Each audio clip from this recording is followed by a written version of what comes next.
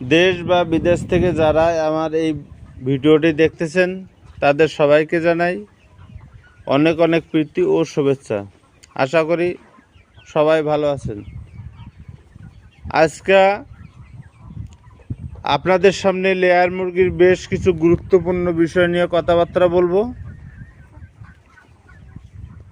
খামারি ভাইয়েরা নতুন বা পুরাতন বা নতুন উদ্যোক্তা যারা আছেন এই ভিডিওটা তাদের জন্য খুবই গুরুত্বপূর্ণ, তাই ভিডিওটা স্কিপ না করে পুরো ভিডিওটা দেখবেন।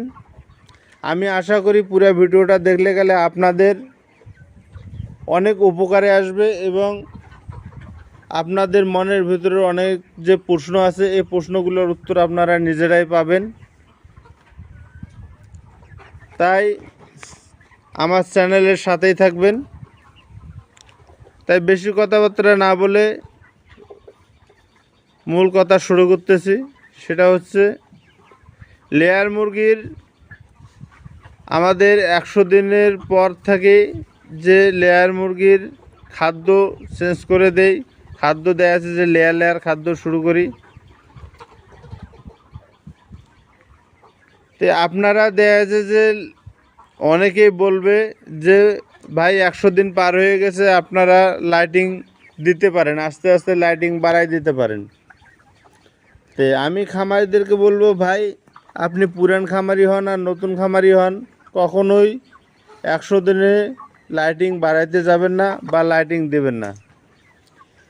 আপনার মুরগির মিনিমাম 3 ভাগের এক ভাগ প্রোডাকশন যখন আসবে তারপরে দেখা যাচ্ছে যে আপনি আস্তে আস্তে লাইটিংটা আধা ঘন্টা বা 1 ঘন্টা করে আস্তে আস্তে বাড়াই দেবেন। 1 2 নম্বরে আপনার খাদ্য, অনেক খামারি ভাই বোনেরা আছে দেখা যাচ্ছে যে খাদ্য সকালে দেন আর হলো বিকালে দেন, মাঝে যে দুপুরের টাইম এই টাইমে কোনো খানা দেন না। তাই আমি মনে করি যে লেয়ার খামারি যারা আছেন তারা 3 বেলা খাদ্য দেবেন। সকালেকার খাদ্যটা সকাল 5টা বা 6:30, 5 থেকে 6টার ভিতরে খাদ্যটা দিয়ে দেবেন। দুপুরের খানাটা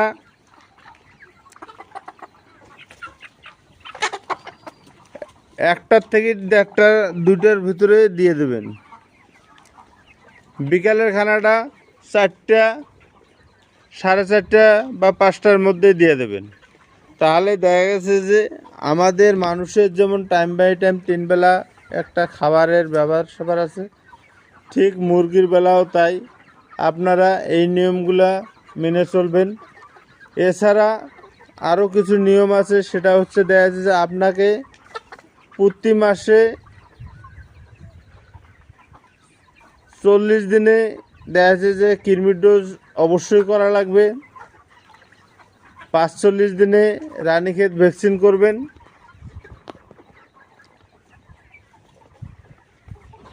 এবং 30 দিন পর পর সালমোনেলা মাইক্রোপোজন ডোজ করবেন।